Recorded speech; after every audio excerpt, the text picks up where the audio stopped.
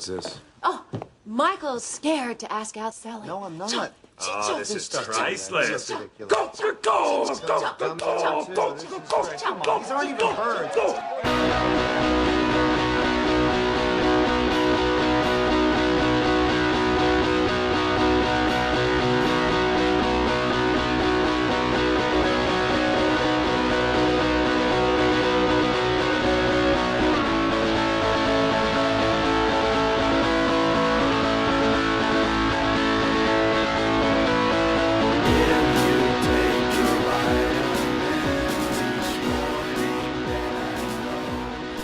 Hello, welcome to this month's episode of the Fans Guide to Animation podcast. I'm Anthony. I didn't do that on purpose. Okay, all right. Well, then I'm Daniel. Then I guess we switch places then for the episode. Is that how we're doing this? Yeah. Whoops. Uh-oh, SpaghettiOs! Today we're doing. Man, this is probably one of the crazier episodes we've done. Considering we've done like Rhapsody Kids and Food Fight even. Cool World. Cool World was pretty crazy. But this may top all of them. But at least this one has some quality to it compared to something like Rhapsody Street Kids. There's a lot of redeemable qualities in this. So we are doing the movie Rock-a-Doodle. You wear a disguise to look like human guys, but you're not a man, you're a chicken boo.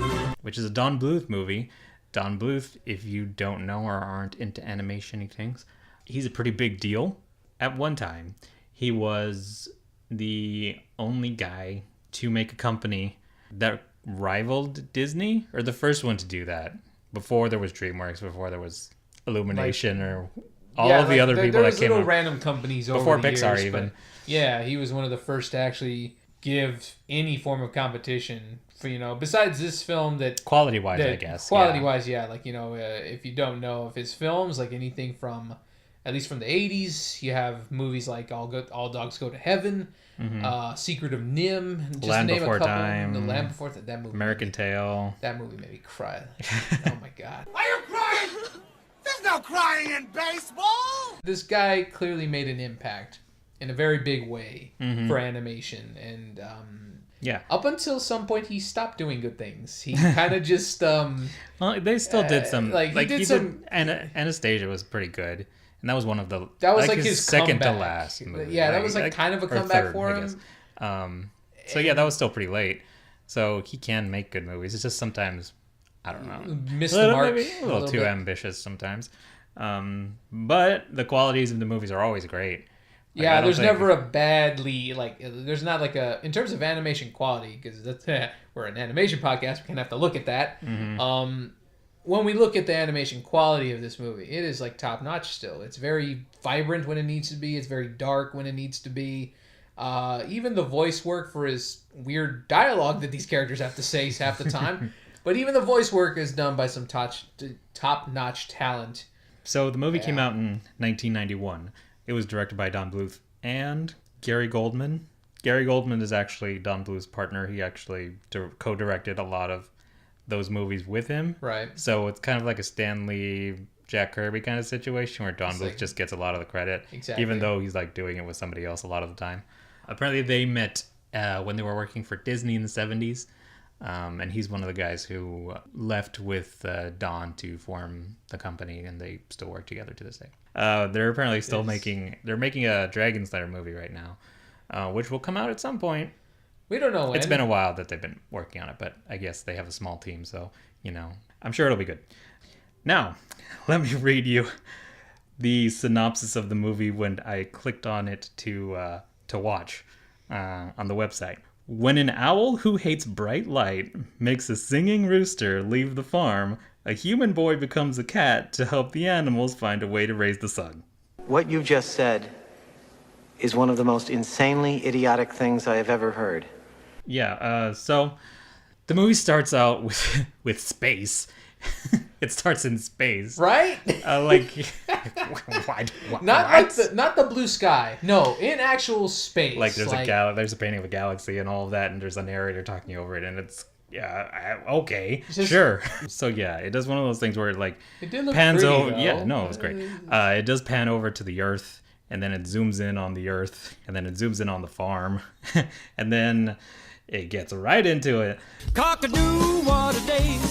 The sun is shining brightly. Cock-a-doo, sunny day. Down here on the farm. Cock-a-doo, stay away. You big old wet old rain cloud, or I'll cry loud with this voice of mine. It starts with Chanticleer coming out and singing his song, which is a good song. It's actually a good song. It's great. Most of the music in this movie is actually real catchy.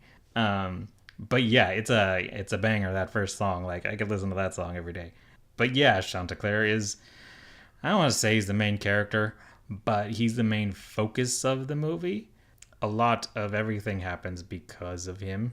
So yeah, he's a rooster, and he lives on a farm with a bunch of other animals, and they're all happy and whatever. And he sings every morning to raise the sun. So if he theoretically doesn't sing, the sun doesn't come up. And he's voiced by Glenn Campbell, who's a actual like country artist, and he does actually a pretty good job.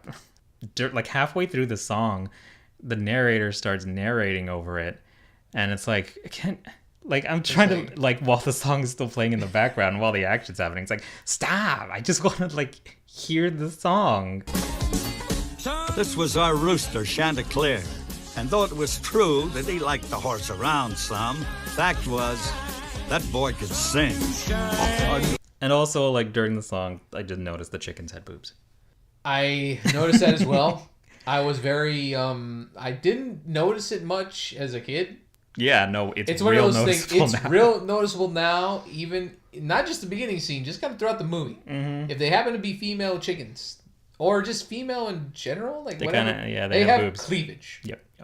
It's just like, And they weren't, like, attractive chickens either. They were just, like, normal chickens. they were like kind of like those, like a Big Mama character. Like that's essentially. Big Mama, we not frying chicken! Yeah, we're talking way too. Okay. We're talking way too much about chicken. Chicken breasts. This is like the first 5 minutes. So the narrator goes on to tell the story of what happened and why they're in this situation. So another rooster came and challenged Chanticleer to a fight. The rooster was sent by the Grand Duke of Owls, who is our main antagonist for the movie, and we'll talk about him a little later when he shows up. But yeah, Chanticleer beats the other rooster, but he forgets to crow on time, and yet the sun still comes up. Who would have thought? He doesn't actually control the sun. There was one character that kept reiterating the phrase, "It's coming up without him." And that's stuck in my head throughout the whole damn movie. I remember that too.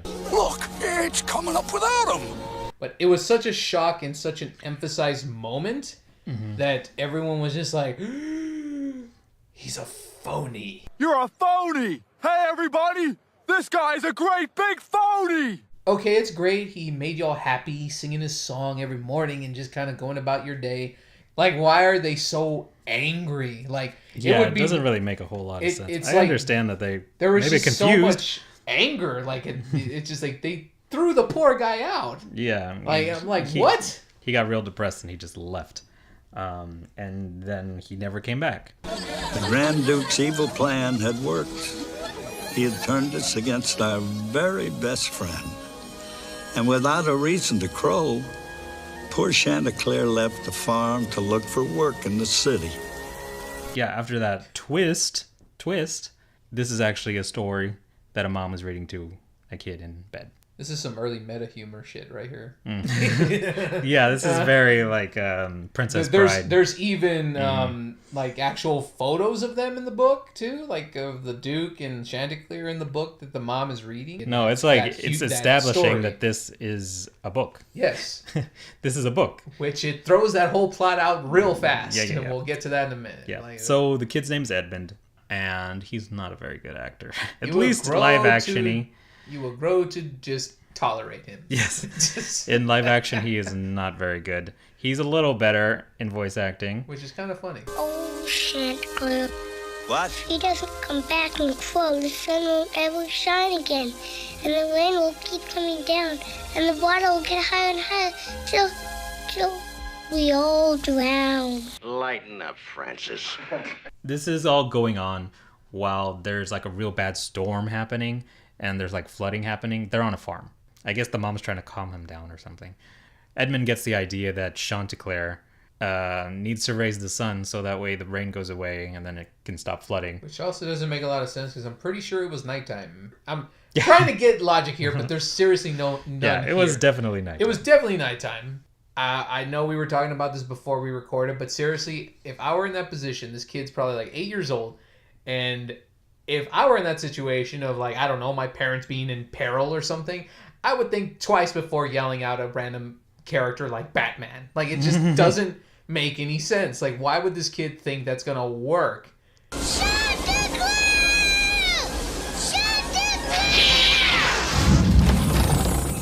Edmund had the right idea to call for Chanticleer, but he never could have guessed who was going to answer. So yeah, the kid starts yelling Chanticleer out the window like it's going to do something. And it does. Well, I guess it does. It does something really bad. Yeah, so lightning strikes the tree that's like right outside his window, and then it comes and it crashes down in his wall, and it basically almost kills him.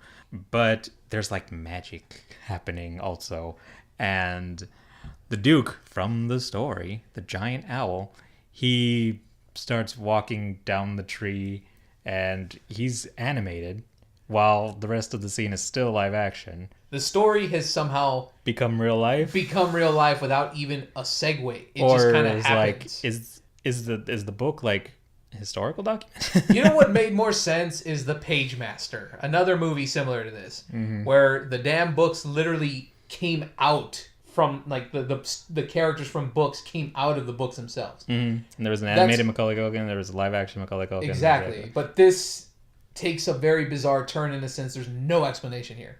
It's not a terrible scene, actually. As weird as it is. It's a good introduction. It looks not good. It definitely does not look good with the Duke animated against like all of the live action stuff.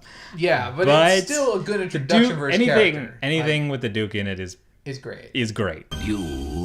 You, with no regard for the feelings of others, have the nerve to call him back here by name. And besides, I positively loathe rock and roll.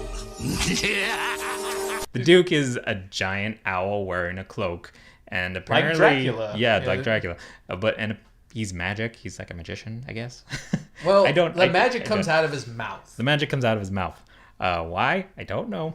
But it's anyway. only gonna get weirder. Yeah, the Duke is played by Christopher Plummer, who is the same Christopher Plummer that's an Oscar winner and a very established actor. He does a great job. You know what? I will say, out of all, like, we all know there's so many iconic villains in animation and of course in live action, but animation, there's always something about an animated villain that it's just so wonderful to watch them being evil. It's really fun. And he's such, like, he owned it. Like, he was given some weird shit to talk about and do and sing. Yeah, and he went for it. Yeah. He went for it. He went for it, and God bless him for that. Yeah, he reminds me a lot of like a Jafar. He's deliciously evil, and he's fun to watch, and this is all just from the opening scene too, which is great. Like, you can see so much in this one character.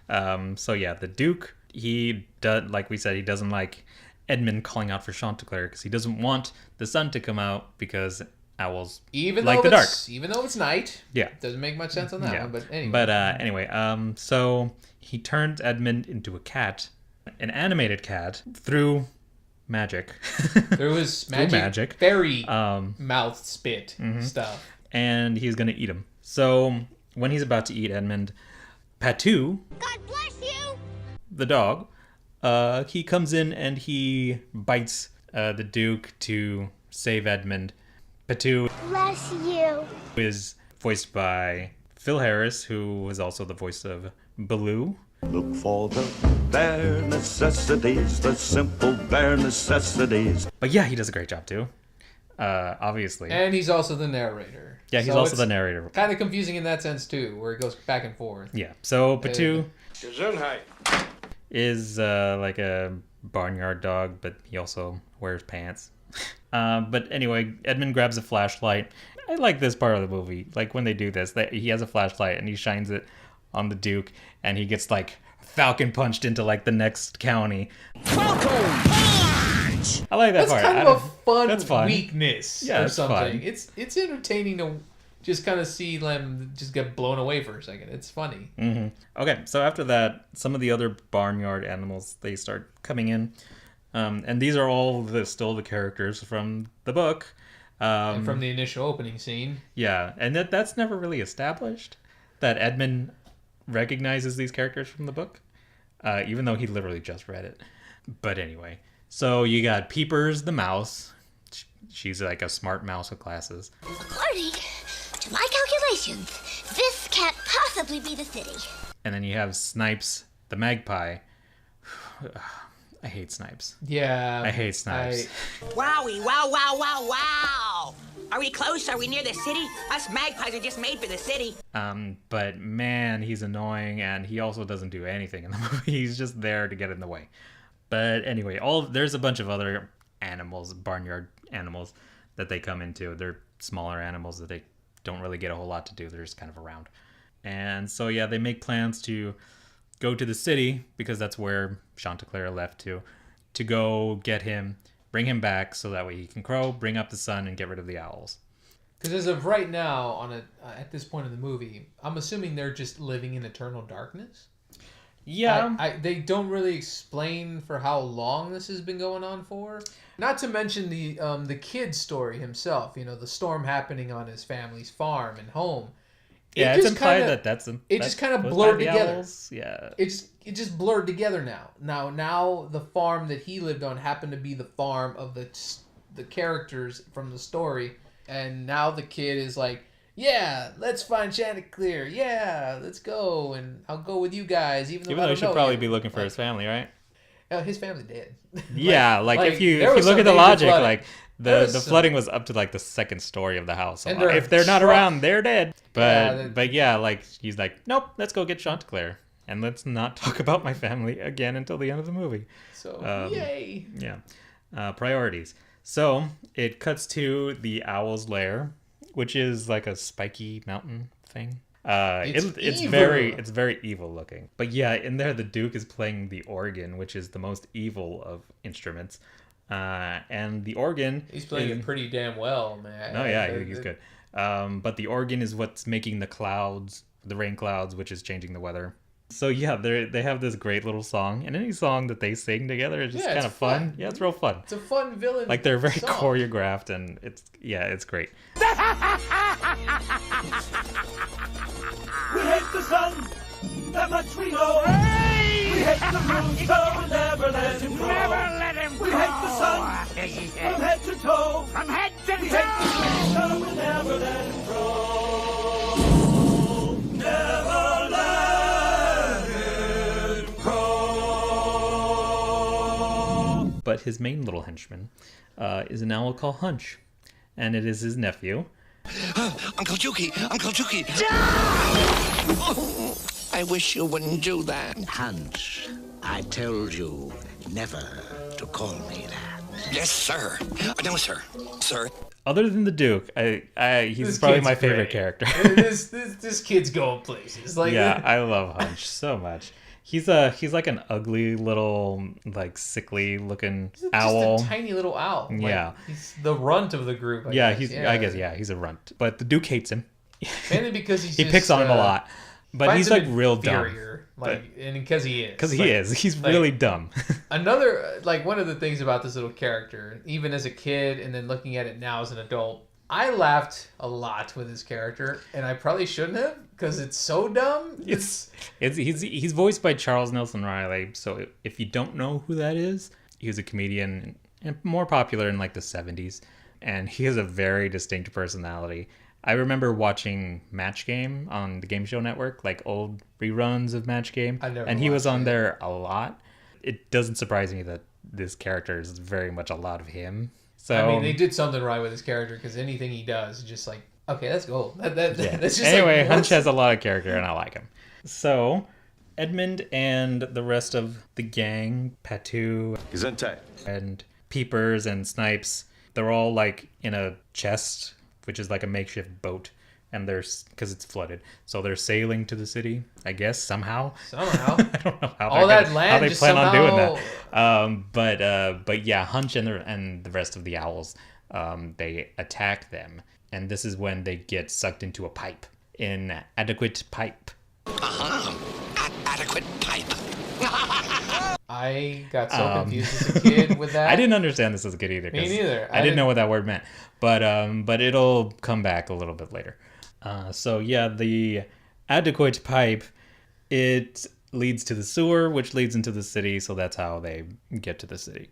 That was just an accident, so I don't know how they planned. That particular scene, though, of them kind of underwater for a bit, that's where we realize how much we hate the character Snipes. Yeah, he's sucks so much. He's claustrophobic, and he's losing his dang mind. I can't breathe. Help! I need air. What's wrong with him? He's claustrophobic. And he starts pecking holes in the boat. Just like, somebody needs to kill that guy. Like, yeah, this he guy, almost gets them killed. And he's just such an annoying asshat, like the whole movie. So yeah, it then cuts back to the Duke baking a pie. Yep. For some reason. Was he wearing something? I know. Yeah, he was wearing an apron. Okay, I think he was wearing a chef's hat too. Yeah, like I had to double take it that because I'm like, did I imagine that as a kid? I don't know why, but I don't know. He just likes to bake. Yeah, occasionally it'll cut to the Duke just doing like normal everyday things. I don't know why, but it's funny.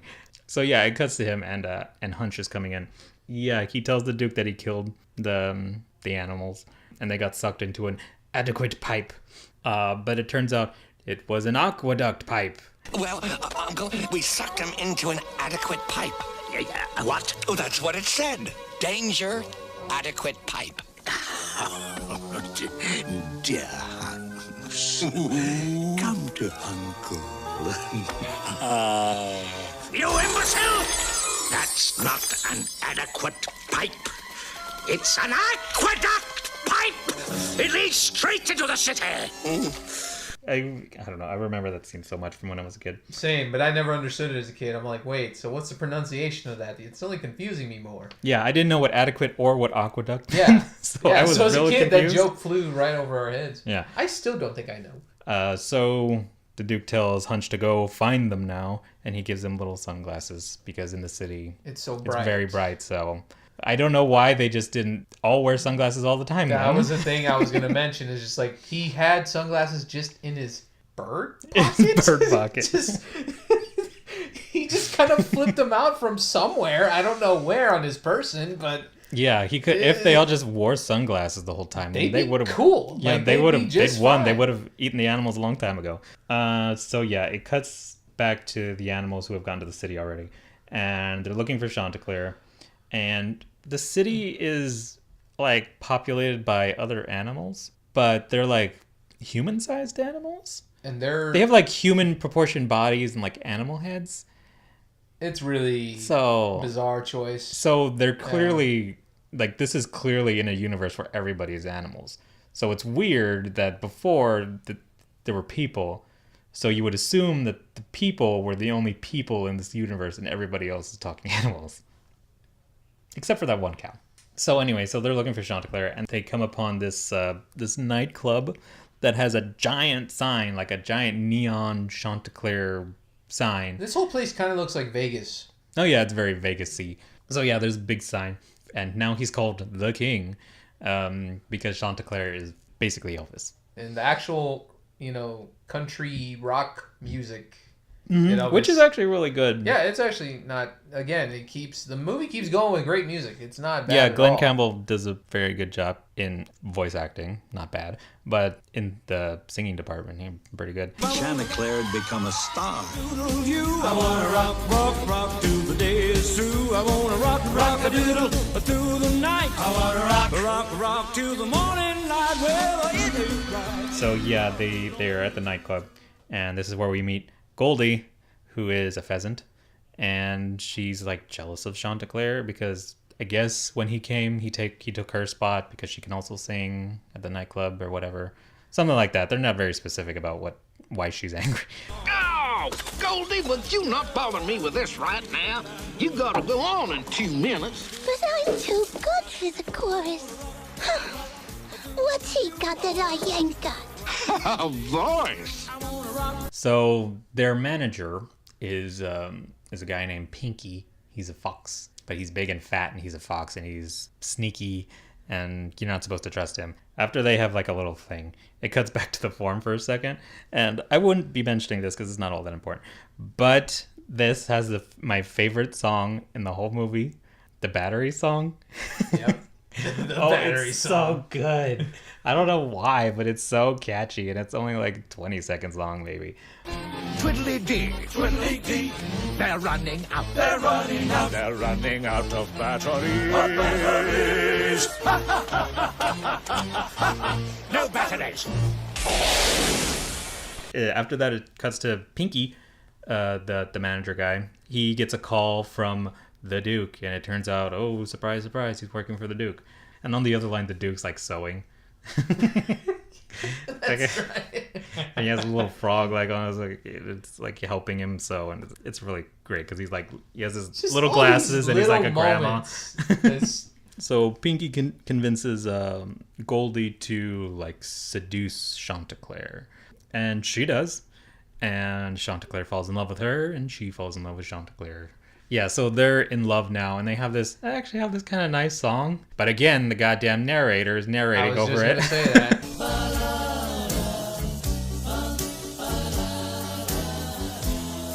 Well, you can take the rooster out of the country, but you can't take the country out of the rooster. Old Chanticleer found himself a city perch sort of tailored to remind him of the farm he'd left behind. Trouble was, with Goldie on the scene, he wasn't feeling so lonesome for us anymore. Yeah, that was a very nice song, even though if there's really not much else to the relationship, to be honest. That was pretty much the only development they got. Yeah, that they was just it. like each other. They're like, because we weren't they're both supposed to attractive, like each I other. guess. So yeah, while Chanticleer is busy or distracted by Goldie, the animals can't really get his attention. So the only other way that they can get to him is to talk to her. And Edmund, he decides to go to her trailer and try and talk to her, but she freaks the hell out on him. I always got freaked out by that as a kid. She yelled way too hardcore in that. She was, yeah. You go away or I'll scream.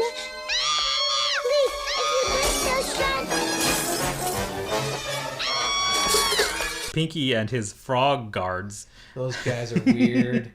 They have a weird song too. Yeah, he has this like army of like hopping frogs that are like big, strong, buff dudes. Yeah, they catch the gang, and he just like ties them up in his trailer. It cuts to Chanticleer and Goldie and Pinky. They're making a movie now, so it's clearly, yes, this is Elvis. And Goldie she feels guilty about getting them captured. So she tells Chanticleer, and she gives him a note that they had tried to give him before. And it literally just says, "Please come back. Please come back. We miss you. Sorry." And it has their paw prints on it. Yeah, it has all of their paw prints. And you know my favorite part about that is he knew exactly who they were. He literally said their names out loud. That's how animals do signatures. It's just paw prints. This is when Hunch comes back. Oh my god. And this is arguably the best scene. Oh, yeah, man. Hunch finds them in Pinky's trailer. Yeah. He has this like little Swiss Army knife that he uses like as a weapon or like whatever. He essentially becomes this Inspector Gadget with this thing.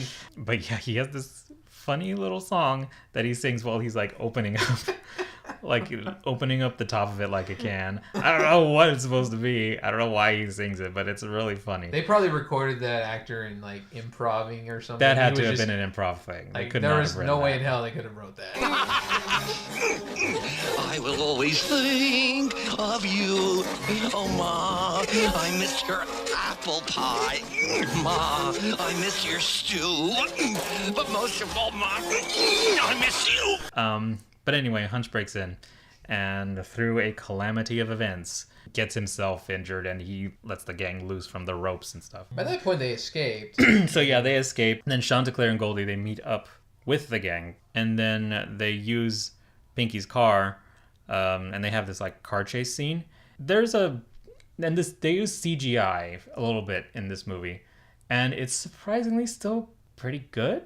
Yeah, there's some solid enough moments with it where it was very, very minimally used, but it flows by so quick where you can't really, it doesn't take you out of the movie considering this movie was made in 1991. Yeah. But it looks good. Like, you don't notice it at all. It's I mean, a nice I noticed mix. it because I was looking for it. But, like, it's a nice mix. Yeah, you couldn't really tell very much. Or sometimes, obviously, you could tell. But it wasn't jarring or anything. Considering, like, a couple years later, Toy Story came out. And if you saw, like, animation from Toy Story in this movie, it would have been, like, weird. Yeah. It wasn't, like, blocky at all. It was actually fairly good. I don't know how they did it. Anyway, so during this car chase scene, they crash into a water tower. Insert Animaniacs joke here. They lock us in the tower whenever we get caught. And Peepers, the little mouse, apparently dies. Or they think she dies. I was so lost with that as a kid. I didn't understand that. I'm like, what, they crashed, but why was she the only one, like, I get it, she was, like, at the end of the car and she was trying to hold on and stuff, but even then, like, they pushed that idea so hard that she probably died. Yeah, Edmund has this weird, like, internal, like, battle where he goes inside of his own brain and he has, like, these voices talking. He's literally in his own brain. Of course, if we were afraid cat.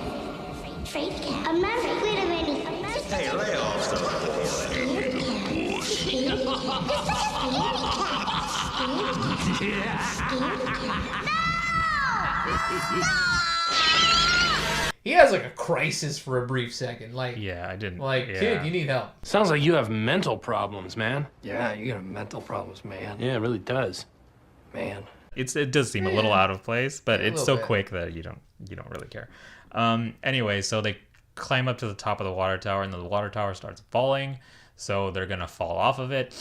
But lo and behold, a helicopter starts coming from the distance, and it's Peepers. How? Where did Peepers go to get a helicopter? And how can she fly a helicopter? She is a mouse. The world may never know. And she's really good at flying a helicopter. She's a smart little mouse. She can just do anything. She lives on a farm, but she can also fly a helicopter. Anyway, after that they escape and then they fly off back to the farm in the helicopter. Also, when they technically crash land, by that point, they crash and they end up back at the farm, and by that point it's still raining, it's still dark and dreary and shit. And then the owls are about to eat the other barnyard animals. Exactly, in the flooded house that they've been in this whole time. Mm-hmm.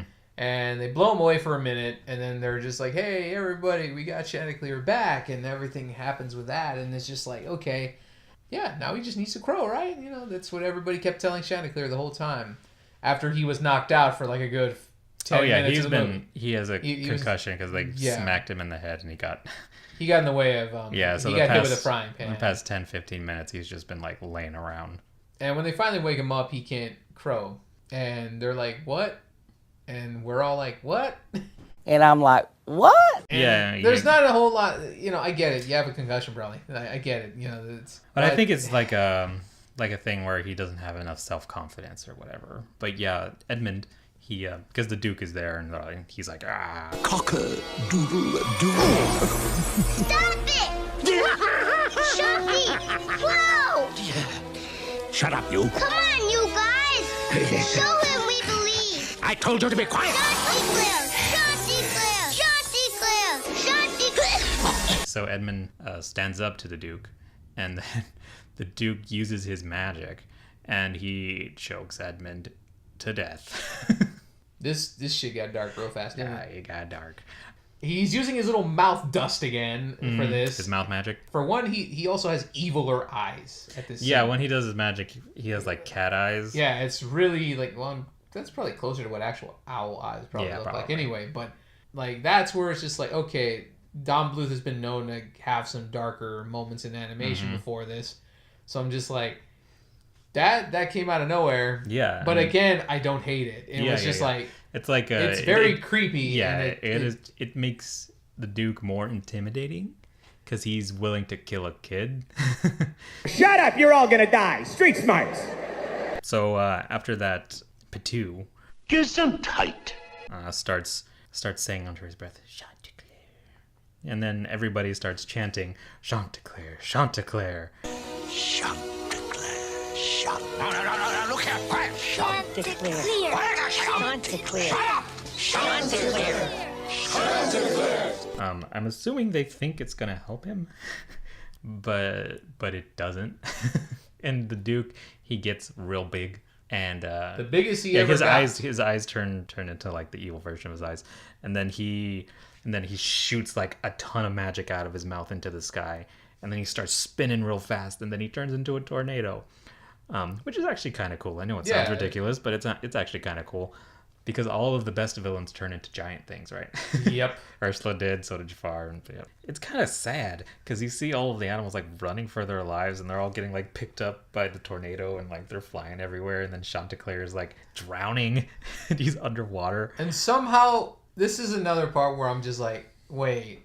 He kind of also has, like, an internal thought process, like what Edmund had, where you hear all these, like, different voices and stuff. Coming up without him. Yeah, that... It's coming up without him. You're a phony. Are you by any chance having a little trouble with your throat? You're a phony. It's coming up without him.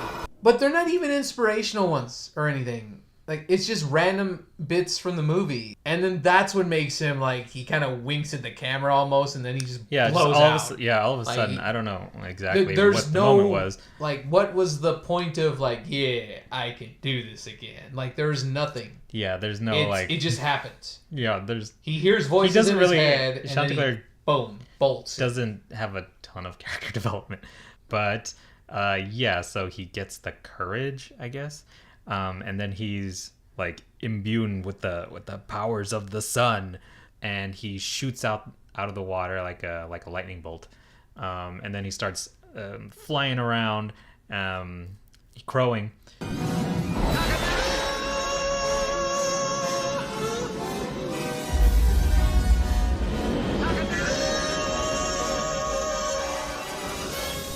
The sun comes up, and like a solar flare comes out of the sun. The sun in this movie is crazy. Like, it is very close to the Earth, and it looks like it's about to... It should be burning people alive at this point. No, it looks like it's about to explode. But anyway, so yeah, like a sun ray or something comes out of the sun, and then it travels down, and it hits the Duke's tornado, the Duke tornado thing, and then it starts spinning backwards. It reverses his spin, and then makes him tiny. Yeah, he starts getting smaller and smaller and smaller, and then he turns into like a little chubby little owl, which is cute. He's real cute. Kind of like when Yzma turned into a cat, the Emperor's New Groove. Something like that. Yeah, just the high-pitched voice and everything. And then, like, he's just kind of there, and then his nephew Hunch pops up again, and then he just double takes. He's just like, eh. He just pinches him up and just plucks him out of the water. And then he's just like, it's me, your Uncle Dookie. Hunch, it's me, Uncle Dookie. Uncle Dookie. Come here. Hunch, no! And he takes out a fly swatter. Yep, and then he's just trying to swat him, and he chases him off into the sunset. And then the sun starts coming out, and then the flowers start blooming. But Edmund's still dead. And he's just laying there, lifeless, and then he like Animorphs style, like starts turning back into a child. That was not a good transformation. Yeah. And then for whatever reason, Peepers comments that he's handsome. Which, just like he's like a handsome little boy. I'm like, no. Hey. Oh, he was a handsome little boy. I'm Chris Hansen with Dateline NBC. It's just weird, and then then it just kind of goes back to how it started. Like, it fades back into real life, and then the kid is losing his damn mind. So, like, what are we meant to think just happened? Did he make it up? She was like taking care of him, so maybe he had like a fever. The house was fine. Maybe he hit his head.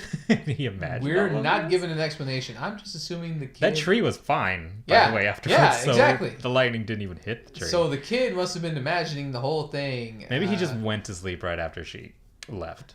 And then we're meant to think like he just was asleep the whole time. I guess, like, either that or the kid had a psychotic breakdown. He's just crazy. Edmund, Chanticleer is just a storybook. Those characters are only make-believe. Now, come on, let's get back No, into Mom. No, they're not. I saw them. So, yeah. So everybody in the family's fine. There's the book again, so obviously it's still a story. But then he starts, like, touching it and caressing it, like, in a weird way. And then the magic happens again. And then Chanticleer comes out and it starts going into the song again. The one from the beginning, the good one. So I don't mind it. Yeah.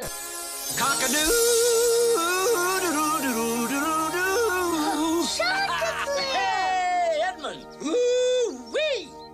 Cock-a-doo, what a day. The sun is shining brightly. Cock-a-doo, sunny day. Down here on the farm. This is probably it the turns worst. like 100% animated back on the farm. It's like one of the worst blue screen effects I've seen. But Edmund is like live action still, so they have the characters interacting with like a live action Edmund, like a little kid, it does not look good at all. This would be an insult to say it's like a poor man's Who Framed Roger Rabbit situation. Oof. This is more of like a poor man's Space Jam. Although, if you wanted to know, I mean, was Edmund having a psychotic breakdown? Was he having a fun dream in the daytime after the storm was over? I kind of wish, like, at the end of the movie... Did they save the cow? Like, no, the cow was there at the end. Oh, yeah. It was? Yeah. Oh, okay, great. Yeah, when they showed the family, like, they had the cow. Okay, so the cow's fine. All right, then. I kind of wish, like, at the end of the movie, they cut to, like, Edmund in a mental hospital, and he's, like in a padded room, and he's just, like, in the corner with a straitjacket. I was like, man... Ever since that one night of the storm, Edmund has not been the same. I hope you were able to follow that. I loved it. I loved every minute of it because it is batshit crazy. I had this movie as a kid and I watched it X amount of times. And looking back at it, I really honestly can say I still enjoyed it. Yeah. There's not a lot of movies we can say. And even taking off the nostalgia goggles for this, I was shocked at how, like, as nuts as this movie is, I was still surprised. I'm like, you know what? I thought this was going to be dated or anything. There is actually no, like, 90s anything in this movie. But yeah, all the other ones, like... But I like that it's... Yeah, they're kind of timeless like a Disney movie. The animation holds up. Yeah, this animation is still really great. But, yeah, it's not nearly as bad as people have made it out to be. And it definitely, I think, deserved a bit better for as weird as it is. I mean, we've seen so many bizarre movies from childhood, and it's one of those things where it's just like it just has a charm to it. It's something so random and weird and bizarre. But they really went for it though. They leaned into the crazy. Oh yeah, which I appreciate. And even if we got no explanation whatsoever as to what was real, what was not, or why the blurring of the storyline of the book happened to coincide with the kid's real life. Like, none of that's explained, but you still have a fun enough time with it. Even regardless of some annoying characters or some kind of weird dialogue here or there, it's still a lot of fun to be had. All the characters the Duke himself steals every scene, yeah. And Hunch is a close second, and it's just like a good time to be had. Like, even if it doesn't make any sense. It's so great. I like it. I mean, it's not the best movie, like, technically. But for it how is nuts it is, very it's shockingly fun good. And entertaining. Yeah. So that was the movie. And I think if you haven't seen it ever, or if you haven't seen it in a while, check it out. It's only like an hour and 15 minutes or something. It's not that long. But yeah, I actually watched it on YouTube. It was on YouTube? Oh yeah, like I was surprised too. I'm like, well, I had the VHS still, but I was just like, let me just click it through and see if it's on there. It's on there. As of recording this podcast, you can check it out for yourself on YouTube. Just type in the name Rock-a-Doodle, and it's probably the first video that'll pop up. Okay, cool. It's a whole movie. Yeah, it's a fun time. All right, so the website is fgapodcast.com. The Instagram is @fgapodcast. The YouTube is in the description, and there you'll find other videos and other things we do, or just, video versions of the podcast. All right, so that was this month's episode of the podcast, and I guess we will see you for something that is not as crazy, but just as good. Yeah. Cock-a-doodle.